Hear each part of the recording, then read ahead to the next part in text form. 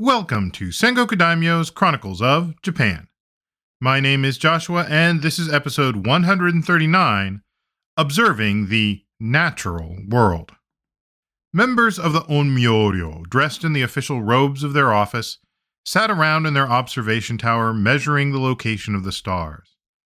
They kept their light to a minimum, just enough so that they could write down their observations, but not so much that it would destroy their vision.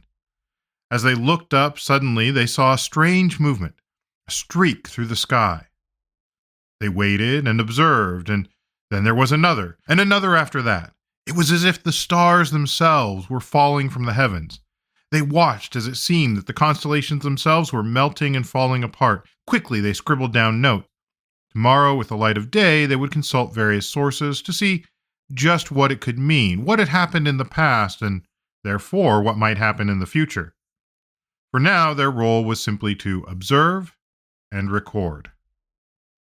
Welcome back, everyone. It is the height of the holiday season in the US as I record this, and in our narrative, we are in the middle of the reign of Oama, aka Tenmu Tenno, who came to power in 672 and who has been shoring up the Ritsuryo state instigated by his late brother, Nakano-Oe, aka Tenji Tenno. We have talked in recent episodes about how Oama put a lot of the state under the control of members of the royal family, or at least those with claims to royal blood, and how he had also begun work on the Chronicles, the very works that we have been using to try and understand the history of this and earlier periods. It seems clear that Oama and his cohorts were doing their best to solidify their control and, in the process, create what they felt was a modern state, leveraging the continental model, but not without its own local flavor. After all, they were also investing in the kami-based rituals of the state, and specifically in Issei's shrine, which they claimed as an ancestral shrine for their lineage. This episode, let's dig into another thing that was getting reported around this time, and that is science. Or at least observations of the world and indications of how people were interacting with it. Now, before going into the subject, I want to acknowledge that science, or kagaku in modern Japanese, may not look like what we think of as science today. The word kagaku itself appears to come about in the late Edo period and became associated with the Western idea of science around the Meiji era. Today we think of it as observations, yes, but also testing via the scientific method.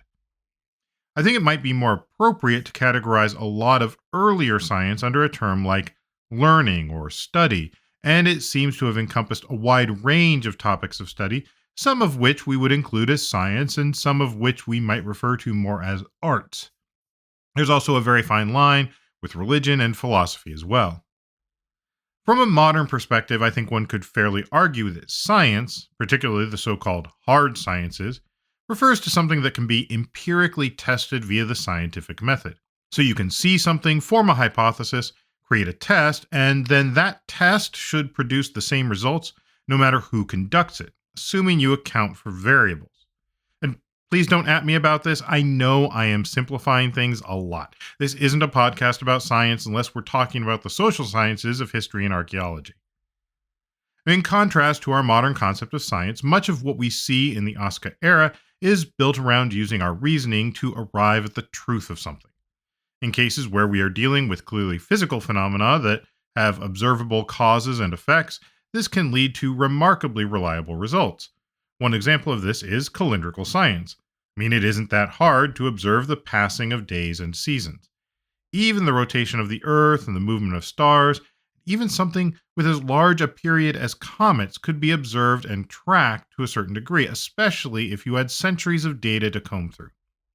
In fact, they often would predict things that it turns out they couldn't themselves see. They could predict that an eclipse would occur, for example, even when that eclipse was only visible somewhere else, probably because the data was from somewhere else. And they didn't have to calculate gravitational pull, mass, or distances between different heavenly bodies for all of that to occur. Similarly, in the agricultural sphere, you had so many people who observed the seasons and would figure out new ways of doing things. It doesn't take an understanding of chlorophyll to know that plants generally do better when exposed to sunlight. I believe the leap happens when you get to things that go beyond purely observable means. Sickness, for example. How do you explain viruses or germs without equipment like microscopes to see what our eyes alone cannot? And if such invisible things could cause so much damage, then why could there not be other invisible elements such as kami and bodhisattva? And as humans, we are driven to make connections. It is one of the things that has driven our technological innovation and rise, but it is also something that can easily go awry. Like when you're sitting in a dark house alone and you hear a noise. Rationally, you might know that the houses settle and creak, but that doesn't necessarily stop your brain from connecting it with thoughts that someone must be in the house making that noise. Or even how we make judgments based on nothing more than how someone talks or what they look like, because our brains have made connections with those things for better or worse. A large part of the rationalization that was accomplished in Asian thought had to do with concepts of yin and yang, the negative and the positive, the dark and the light. This was thought of as a kind of energy, chi or ki, that was embedded in things. We discussed this somewhat back in episode 127 because yin yang theory, along with five element theory, known as wuxing or gogyo in Japanese, became embedded in the idea of the calendar. Why was summer hot except that it was connected with an excess of fire energy? And the cold, dark days of winter would be associated with an excess of water, naturally. I should note that while this is one of the more comprehensive philosophical systems in use, it was not the only means by which various phenomena and effects were rationalized. After all, it had to be imposed on a framework of how the world otherwise worked, and descriptions of the world came from a variety of places. There was, for example, the classic of mountains and seas, or Sanhaijing, which detailed the world as envisioned in the period before the Qin dynasty, although there were occasional updates.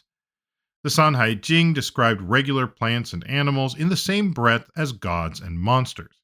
There were also various Buddhist sutras which brought their own cosmological view of the universe that had to be squared with other visions, including those passed down locally, describing the archipelago as the Reed Plain and giving particular importance to the 8 islands, though which 8 depends on which variant of the creation myth you are referencing.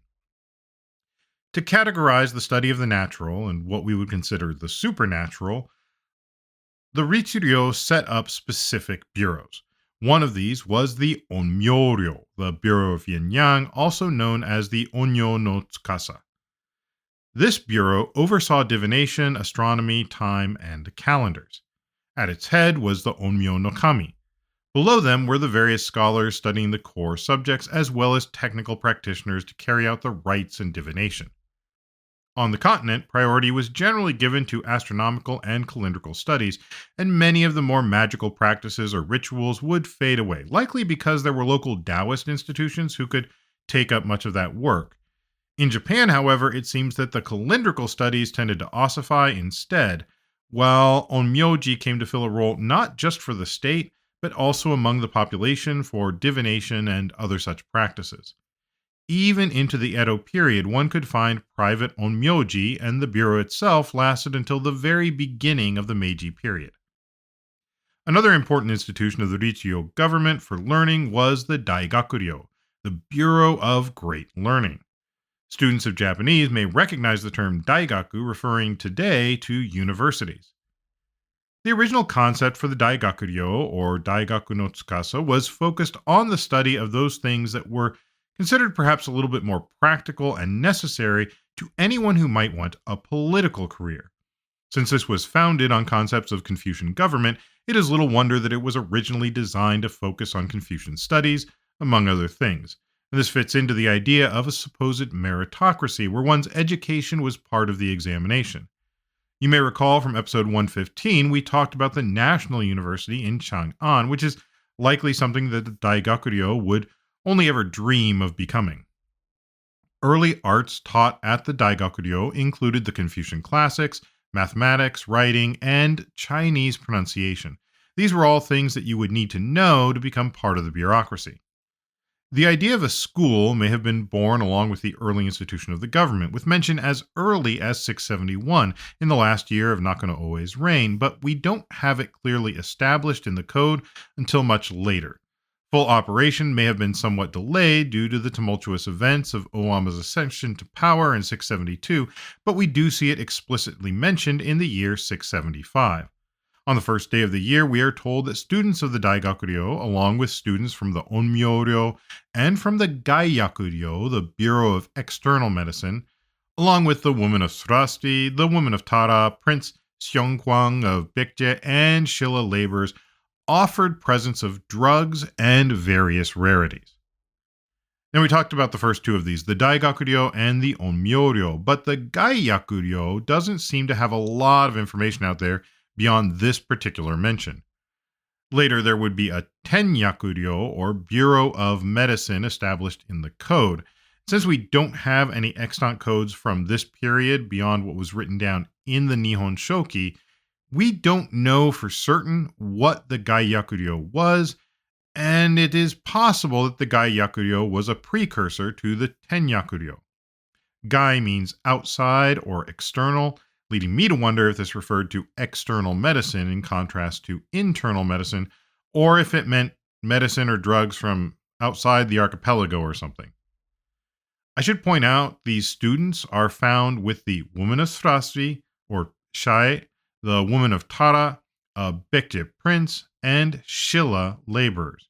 In other words, they were all people from outside of the archipelago.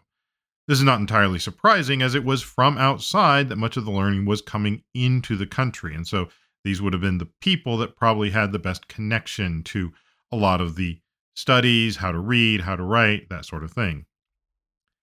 Now, yaku or kusuri, which can be translated as either drugs or medicine, could refer to a number of things. How effective they were is somewhat questionable. Almost certainly some of them had confirmed medicinal efficacy, but others may have been thought to have been effective due to things like their connection to the five elements or wuxing theory. For example, something red might be assumed to have a warming effect because of the presumed presence of the fire element, and the power of the placebo effect no doubt made them seem at least partially effective. Consider, for example, how many people will swear by certain remedies for the common cold when all it really does is distract you or perhaps make you a bit more comfortable until the symptoms pass on their own. A more certain science was probably that of astronomy, which we've mentioned a few times. The passage of the stars through the sky was something that could be easily observed. There is a theory that some of the first lines in the I Ching, or Book of Changes, may actually be a description of the changing of seasons as different aspects of a given constellation rise over the horizon, and the placement of certain stars would help in the adjustment of the lunar calendar, since the moon's orbit does not match up exactly with the solar year, and the solar year was quite important to things like agriculture and even sailing to the mainland. This all makes 675 a seemingly banner year for science, as 4 days after the presentation of medicine to the throne, the government erected a platform by which to observe the stars. This wouldn't need to be much. It could have been an earthen mound or just a tower from which one could get above the ground, presumably seen over any buildings to the horizon, or whatever horizon they had. Asuka might not be the best place for such observations, with the nearby mountains meaning that the true horizon is often obstructed. Nonetheless, it may have been enough to make their calculations. Astronomy platforms, or tenmondai, would continue to be used up until at least the Meiji period. Without a telescope, observations were somewhat limited, though they also didn't have the same level of light pollution that we have today. Remember, many woke just before dawn and went to sleep not too long after the sun went down, which only makes sense when you're living in a place where creating light, while doable, also ran the risk of burning your entire house to the ground. It's worth noting that the sky for the ancient Japanese was likely quite different than what most of us see when we look up, unless you are fortunate to live in a place with very little light pollution. For many of those living today in cities and suburban landscape, if you go outside at night, you might see the moon and some of the brightest stars, but for most of the ancient Japanese, they would look up and see the heavenly river, the Amakawa or Milky Way. They would have looked up at a sky glittering with myriad dots of light, as well as planets and more. It was both familiar and strange, something one saw regularly, and yet something that was also extremely inaccessible. Astronomical observations would have been important for several reasons, as I've mentioned. They would have been used to keep the calendar in check, but they would have also likely been used to help calibrate the water clock, which helped to tell the time. Of course, going back to the five elements and yin yang theory, it is also believed that the energy, the qi or ki, changed with the seasons and the movements of the stars and planets. Planets were maybe not known quite as such, of course, but their seemingly erratic movements compared to the bright lights in the sky meant they were noticed and assigned values within the elemental system. One of the things that came with the changing of seasons, the heavenly movements, and the flow of ki was the concept of kata-imi, literally directional taboos. There were times when certain directions might be considered favorable or unfavorable for various actions.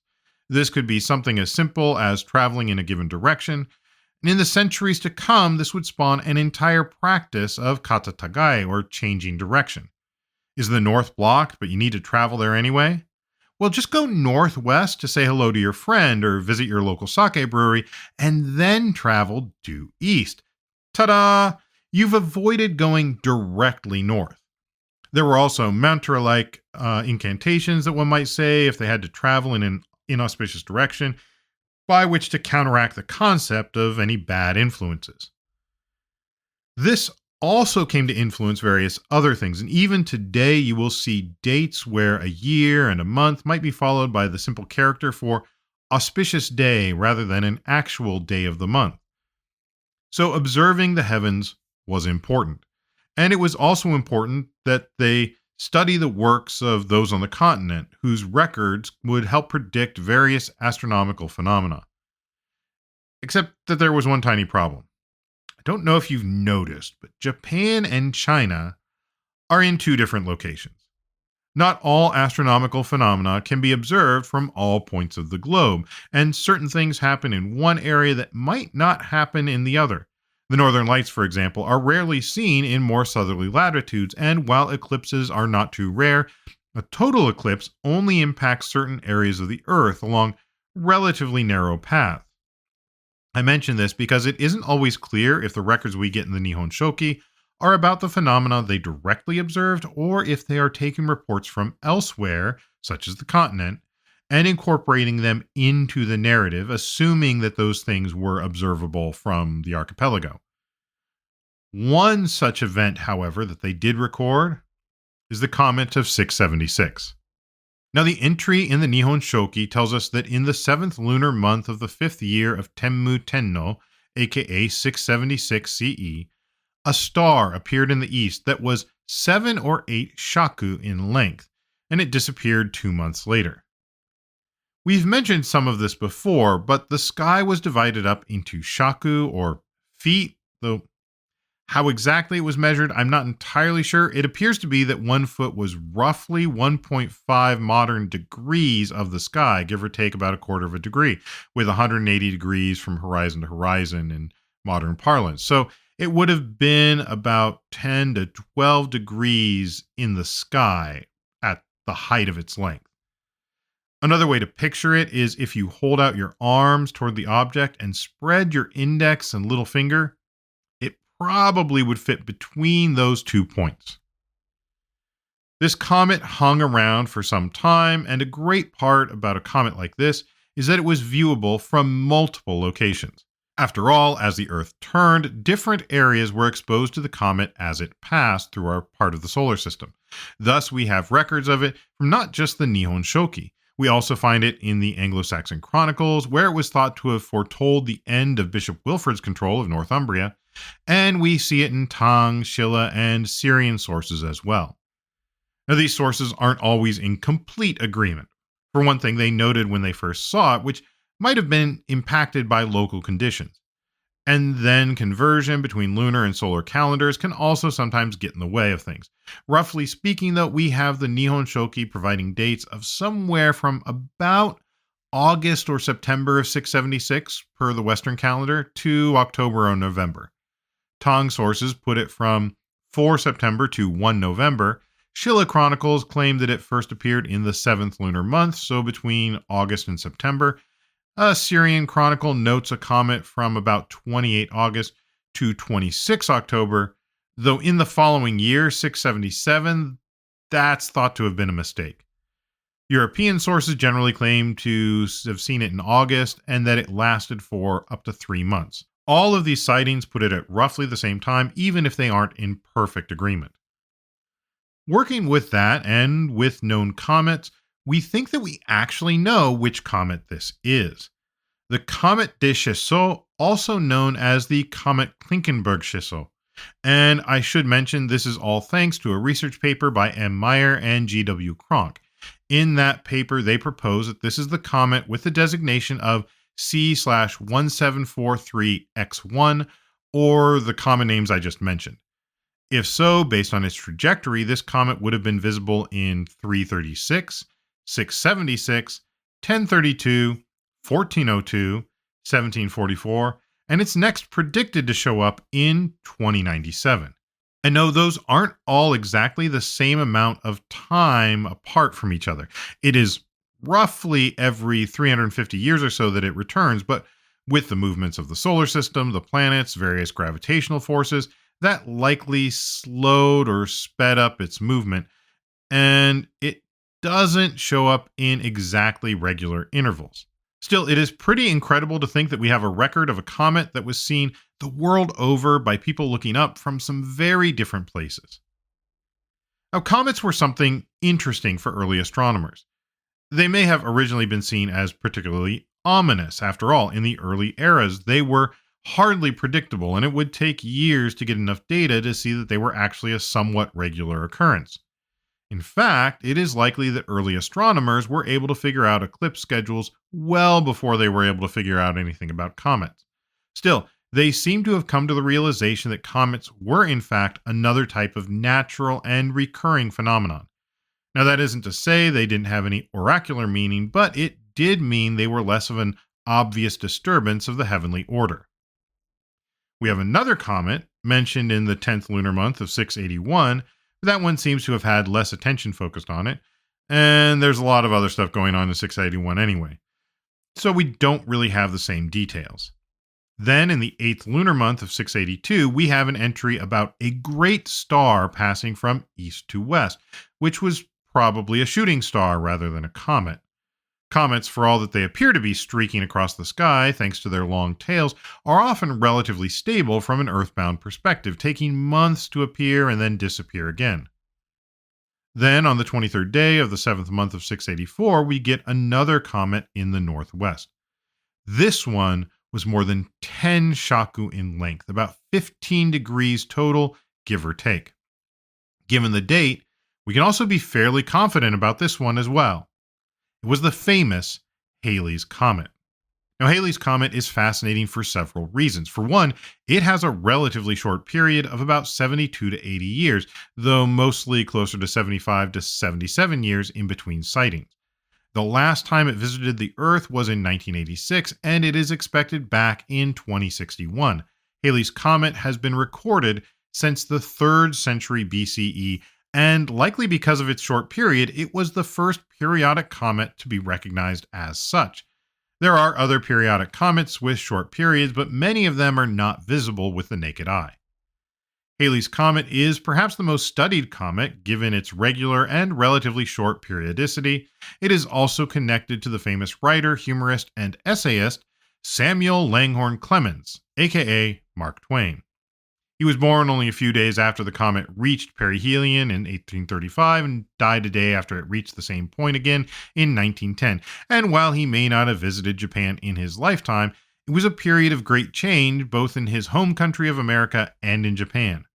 America, of course, would undergo a civil war over the issue of slavery in the early 1860s, and shortly after that, Japan would have its own civil war in the form of the Meiji Revolution. And while he never visited, and translation could only do so much to capture the art of his prose, Mark Twain's work were apparently quite influential in Japan in the early 20th century. Now, of course, comets were just one of the celestial phenomena to be observed. The astronomers were interested in just about anything happening in the sky. We have accounts of both solar and lunar eclipses, and not necessarily full eclipses either. We even have notice of the movements of some of the planets, such as in 681, when they noted that the planet Mars entered the moon. Obviously, the astronomers weren't recording every rain cloud that came through, at least not in the main chronicles, but they did capture a fair number of events. They did record particularly memorable storms. For instance, in the 8th lunar month of 675, there was a storm that is said to have caused sand to fly and which then damaged houses. Which sounds like a kind of windstorm without rain. After all, if there was rain, you would expect that the sand would have been wet and tamped down. Possible to have hurricane level winds without the rain. I mean, while typhoons typically bring rain, especially as they usually build up their strength at sea, it is possible to have the winds alone, as I've experienced myself in Tokyo. Now, this most likely happens in an isolated area of the storm. There's water and rain somewhere, but the typhoon can be large, so parts of it may only get the wind and little or no rain. So I wonder if something like that happened in this particular instance. It's also possible that this record refers to actual sand being brought across from the continent. In some instances, sand can be lifted up from as far away as Mongolia and carried all the way to Japan, though it is pretty rare. And it wasn't just wind and sand. We get accounts of hail coming down as large as peaches, torrential rainstorms, and even ash falling from the sky, likely from a volcanic eruption that was otherwise unrecorded. There are also accounts of snow, though typically recorded in times where you wouldn't expect to see it, such as the 3rd lunar month, which would mean snow in late April or early May. Mostly these storms are mentioned in terms of how they affected the immediate fortunes of the living, but sometimes storms did even more damage. In 682, for example, a hoarfrost was reported in both Shinano and Kibi in the 7th lunar month. And on its own, this probably wouldn't have been worth mentioning, but the chroniclers add that because of storms, the 5 grains had not formed. So storms had diminished the crops, and the hoarfrost was apparently the killing blow. The harvest that year would be lean. It would not be a happy time for many that winter. And then, just as important as what was happening, was what was not happening. There are several mentions of droughts, particularly towards the end of spring and early summer. This is traditionally a drier period, and if it is too dry, it could also harm the harvest. So, too much rain harms the harvest, not enough rain harms the harvest. You gotta find a sweet spot. So the government was expected to find a way to bring the rain, a tall order, the general resolution to which seems to be prayers and rituals designed to bring rain. And in a place like Japan, I suspect that it was usually just a matter of time before those prayers were successful, thus reinforcing their presumed efficacy. Now, some of the things they recorded were a bit more mysterious. For example, in the 2nd lunar month of 680, we are told that a sound like drums was heard from the east. There are many things this could theoretically be, from rumbles of thunder to some other phenomenon. Though the following year we have a note about thunder in the west, so theoretically they knew the difference between thunder and drums. Later that same year, 680, we are told that there was a brightness in the east from the hour of the dog to the hour of the rat, so roughly 8 p.m. to midnight. Was this some kind of aurora situation? But wouldn't that have been in the north rather than the east? Could it have been some kind of lightning, heat lightning, or something up in the clouds? But this is a long time for a lightning storm to hang around, and again, they knew what thunder and lightning looked like. There are other strange things, some of which seem impossible and we have to doubt. For example, in 684, they said that at dusk, the 7 stars of the Big Dipper drifted together to the northeast and sank. Unless they're just recording the natural setting of the stars of the Big Dipper, this really doesn't make a whole lot of sense. Certainly, over time, the constellation does appear to rotate around the North Star and dip down to or below the horizon in the autumn months. So, were they just talking about the natural yearly setting of the stars, or were they talking about something else? There may be some clues in that the 11th lunar month, when that was recorded, we see several other heavenly phenomena recorded. 2 days after the Big Dipper set at sunset, a star fell in the eastern quarter of the sky that we are told was as large as a jar. Later, the constellations were wholly disordered and stars fell like rain. That same month, a star shot up in the zenith and proceeded along with the Pleiades until the end of the month. While this sounds like shooting stars and a possible meteor shower, a later commenter suggested that this was all a heavenly omen for the state of the court, showing that the disordered state of the nobility at this time was much like the disordered state of the heavens. Of course, this was also a year and change before the sovereign's eventual passing, so there's also the possibility that the chroniclers were looking at events later and ascribing meaning and importance after the fact, possibly even pulling astronomical events from similar events in the past. In another account of something seemingly wondrous, in 682 we are told something shaped like a Buddhist flag, colored like flame, was seen by all the provinces and then sank into the Japan Sea north of Koshi. A white mist is also said to have risen up from the eastern mountains. There are various things that could be going on here. It strikes me that the white mist could be a cloud, but could also be something volcanic. And the flame-colored prayer flag makes me think about how a high cloud can sometimes catch the light of the rising or setting sun. That could look like a flag and can seem extremely odd depending on the other conditions in the sky at that time. Or maybe it was aliens. Okay, it is unlikely that it was aliens, but I think that these do give an idea of the kinds of records that were being made about the observed phenomena.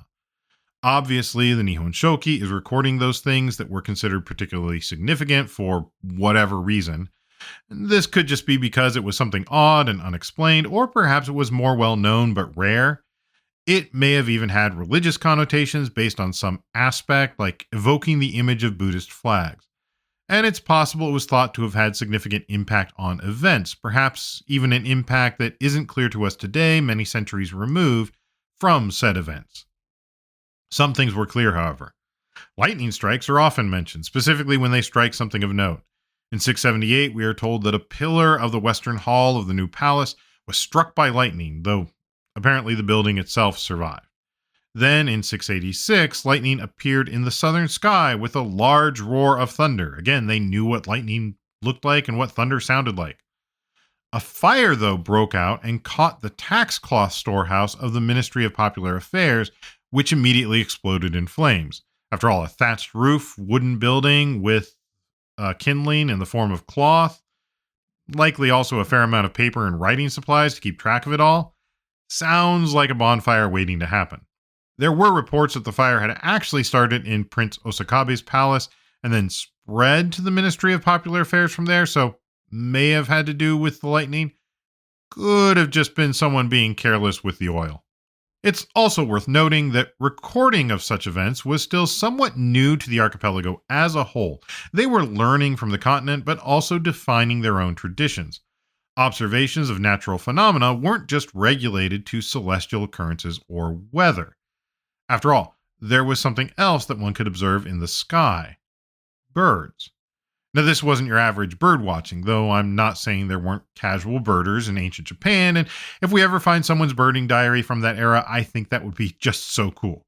But there were some things that were significant enough to be mentioned. For example, in 678, we get a report of atori, or bramblings. And bramblings are small songbirds which are found across Eurasia, not necessarily notable in and of themselves. They are notably migratory, and they are known to migrate in huge flocks, especially in the wintertime. And sure enough, on the 27th day of the 12th month, we are told that the bramblings flew from the southwest to the northeast, covering the entire sky.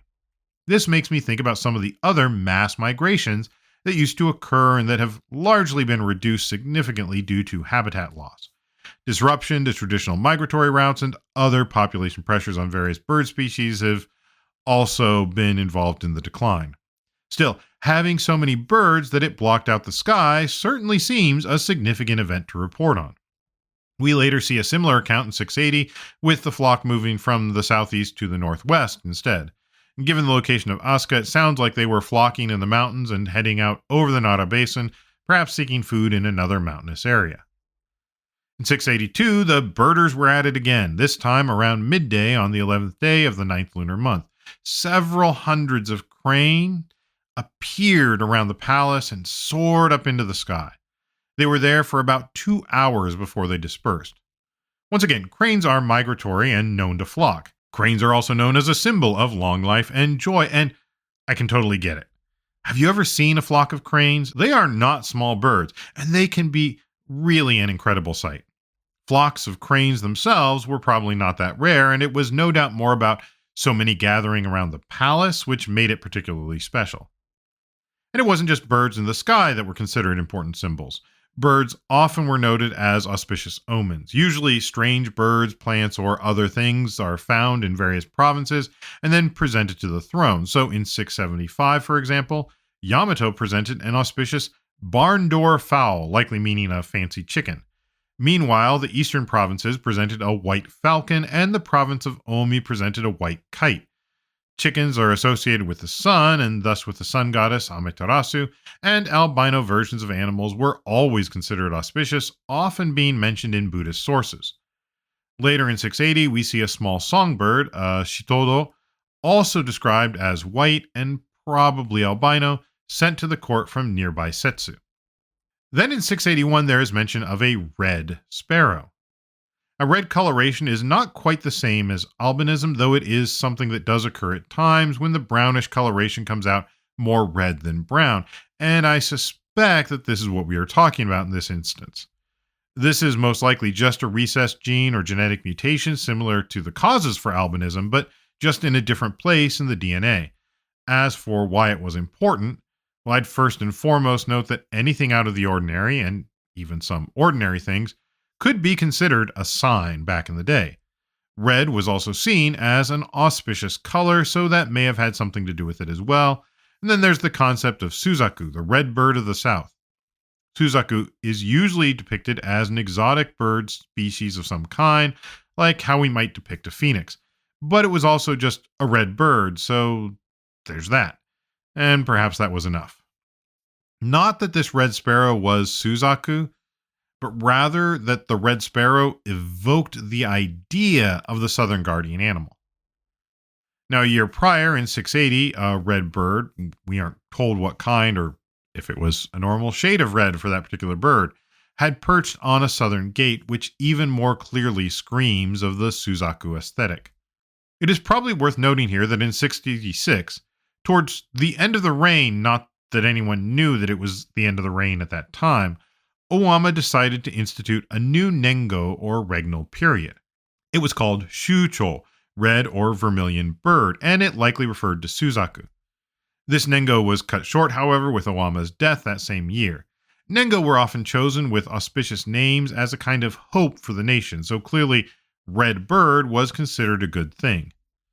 A month after the red sparrow, Ise sent a white owl, and then a month after that, the province of Suo sent a red turtle, which they let loose in the pond at Shima Palace. Again, these were probably just examples of animals seen as auspicious, though they would have likely been recorded by the Onmyou-ryou, who would in turn have then combed through various sources and precedents to determine what kind of meaning might be attached to them. Now, color wasn't the only thing that was important. In 682, the Viceroy of Tsukushi reported that they found a sparrow with 3 legs. And there are numerous reasons why this could be, but there is a particular significance in Japan and Asia more generally. You see, a 3-legged bird is often associated with the sun, and usually depicted as a black outline of a 3-legged bird inside of a red sun. In Japan, this was often conflated with the Yatagarasu, the Great Crow, which is said to have led the first mythical sovereign, Iwarebiko, to victory in his conquest of Yamato. Thus, we often see a 3-legged crow depicted in the sun, which was an object of particular veneration for the Wa people from centuries before. And I suspect that the 3-legged sparrow from Tsukushi had this particular significance because of that image. Now, animals were not the only auspicious thing presented to the throne. In 678, Oshinomi no Miyatsuko no Yoshimaru presented the sovereign with 5 auspicious stalks of rice. Each stalk itself had other branches. Rice, of course, was extremely important in Japan, both from a ritual and economic sense, so presenting rice seems quite appropriate. 5 stalks recalls things like the 5 elemental theory as well as the 5 grains, and in general, 5 was considered a good number. 3 and 5 are both good prime numbers, while 4, pronounced shi, sounds like death and is considered inauspicious. 3, or san, is sometimes associated with life, and 5 is associated with the 5 elements, but also the fact that it is half of 10 and, well, We do have 5 fingers on one hand, and in so many other ways, 5 is just regarded as a good number in much of Asia. That the stalks had multiple branches likely referred to them bearing more than the usual amount of rice on them, which seems particularly hopeful. Certainly, the court thought so, and in light of the auspicious gift, all sentences of penal servitude and lower were remitted. Pardon. That was it. In 680, officials of the Department of Law gave tribute of auspicious stalks of grain themselves. Not sure in this case that it was all that they hoped, however, as that began 3 days straight of rain and flooding. A year earlier in 679, we are told that the district of Ito in Ki, immediately south of Yamato, sent as tribute the herb of long life. We are told that it resembled a mushroom, probably meaning that it was a mushroom or maybe something formed into a mushroom shape, but the stem was about a foot long and the crown was 2 spans, 6 feet in diameter. This is pretty incredible, and I have to wonder if there wasn't a bit of exaggeration going on here. Another tribute was a horn found on Mount Katsuraki. It branched into 2 at the base, but was united at the end and had some flesh and hair still attached, about an inch in length. They claimed it must be the horn of a lin or a kirin, sometimes referred to as an Asian unicorn, a mythical creature considered to be quite auspicious and benevolent. This was on the 26th day of the second lunar month in the year 680, probably around March or April. I highly suspect that what they found was just an oddly shaped bit of antler from a buck whose antlers had begun to come in and which might have been taken out by wolves or bears or something else altogether. The fact that the ends were said to be fused together could just be referring to some kind of malformation of the antlers. The fur and flesh could mean that the antlers were still growing. Antlers would probably just be coming in around early springtime. Still, there's no telling how long it was there, so it could have been there from a previous year as well. Attributing it to a kirin seems a bit of a stretch, but it was clearly something unusual. Animals and plants were recorded in tribute, but also when something odd happened. Fruiting out of season was one such occurrence, which we've seen elsewhere in the Chronicles as well. There was even a record when the famous tsuki tree outside of Asukadera had a branch fall down. I guess presumably it was a large and noticeable branch, and by now this appears to have been a tree with a bit of age to it, so it had seen a lot. So it makes sense, I guess, that it got a mention. Finally, we go from the heavens all the way down to the earth, and perhaps the most numerous observations in the Chronicles were the earthquakes. We've noted in the past that Japan is extremely active, volcanically speaking, so it makes sense that there are multiple accounts of earthquakes each year, especially if they were compiling reports from around the country.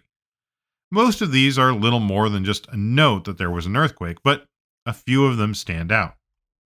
The first is the 12th lunar month of 678. We are told that there was a large earthquake in Tsukushi, that is modern Kyushu. The ground split open to a width of about 20 feet for a length of more than 30,000 feet. Many of the commoners' houses in the area were torn down, and in one place there was a house atop a hill, and though the hill crumbled down beneath the house, it somehow remained intact. And the inhabitants had apparently been home and just must have been oblivious or something, as they didn't realize anything had happened until they woke up the next morning. Again, probably a bit of hyperbole in there, but if we think back to things like the 2016 Kumamoto earthquake, where large areas of land shifted noticeably along fault lines, it is likely that this was a similar or even more catastrophic event. And here I'll give a quick plug for Kumamoto, which is still working to rebuild from that earthquake. If you ever get a chance, I recommend a visit to the Kumamoto Earthquake Memorial Museum or Kyoko, where you can see for yourself just how powerful Mother Nature can be. Another powerful earthquake was mentioned in the 10th lunar month of 684. If the earthquake in Tsukushi had hit mostly agricultural areas, based on the description, this one in 684 seems to have hit more populated regions. We are told that it started in the dark of the night, the hour of the boar, so about 10 p.m., give or take an hour. The shaking was so bad that throughout the country, men and women cried out and were disoriented. They could not tell east from west, a condition no doubt further hindered by the dark night sky. There were mountain slides and rivers changed course, breaking their banks and flooding nearby areas. Official buildings of the provinces and districts, the barns and houses of the common people, and the temples, pagodas, and shrines were all destroyed in huge numbers. Many people and domestic animals were killed or injured. The hot springs of Iyo were dried up and ceased to flow, and in the province of Tosa, more than 500,000 shiro of cultivated land sank below sea level.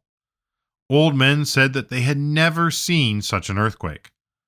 On that night, there was a rumbling noise like that of drums heard in the east, possibly similar to what we had mentioned earlier. Some say that the island of Izu, aka Vries Island, the volcanic island at the entrance of Edo Bay, increased on the north side by more than 3,000 feet, and then a new island had been formed. So possibly some kind of lava flow or just lifting of the earth. The noise of the drums was attributed to the gods creating that very island.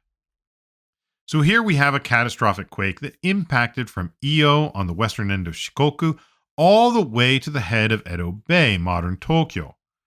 This appears to be what seismologists would have labeled a Nankai Trough megathrust earthquake. Similar quakes have occurred and are predicted to occur in the future along a region of Japan from the east coast of Kyushu through the Seto Inland Sea, including Shikoku, then through the Kii Peninsula and all the way to Mount Fuji. The Nankai Trough, or Southern Sea Trough, is the area where the continental shelf drops down precipitously, where the Philippine tectonic plate slips under the Eurasian, or perhaps more specifically, the Amuric plate. As these plates move, it can cause multiple events all along the trough at the same time. Since being recorded regularly, these quakes have been noted every 100 to 150 years, with the last one being the Showa Nankai quakes of 1944 and then 1946. For all the destruction that it brought, however, apparently it didn't stop the court. 2 days after this devastating quake, we are told that presents were made to the princes and ministers. So either they weren't so affected in the capital, or perhaps the date given for one of these two records is not quite reliable. Personally, I find it hard to believe that there would be presents given out 2 days later, unless they were some kind of financial aid, but what do I know? It's possible that the court itself was not as affected as other areas, and they may not have fully even grasped the epic scale of the destruction that would later be described in the Chronicles, given the length of time, anyway, it took to communicate messages across the country, especially if the country had just seen major damage from something that catastrophic. Which brings us back to the science of the time, or at least the observation, hoping to learn from precedents or piece out what messages the world might have for the sovereign and those who could read the signs. While many of the courts and the chroniclers' conclusions may give us pause today, we should nonetheless be thankful that they at least decided to keep notes and jot down their observations. That record keeping means that we don't have to only rely on modern records to see patterns that could take centuries to reveal themselves. Sure, at this time, those records were still a bit spotty, but it was the start of something that would be remarkably important. And even though these chronicles may have been focused on propaganda, the fact that they included so many other references are an incalculable boon to us today if we can just see to make the connections. With that, I think I've rambled enough for this episode. We still have a couple more to fully cover this period, but until then, remember, if you like what we're doing, please tell your friends and feel free to rate us wherever you listen to podcasts. If you feel the need to do more and want to help us keep this thing going, we do have information about how you can donate on Patreon or through our coffee site, ko-fi.com/Sengoku Daimyo, or find links over at our main website, sengokudaimyo.com/podcast, where we will have some more discussion on topics from this episode. Also, feel free to reach out to our Sengoku Daimyo Facebook page. You can also feel free to email us at thesengokudaimyo@gmail.com. Thank you also to Ellen for their work editing the podcast. And that's all for now. Thank you once again, and I'll see you next episode on Sengoku Daimyo's Chronicles of Japan.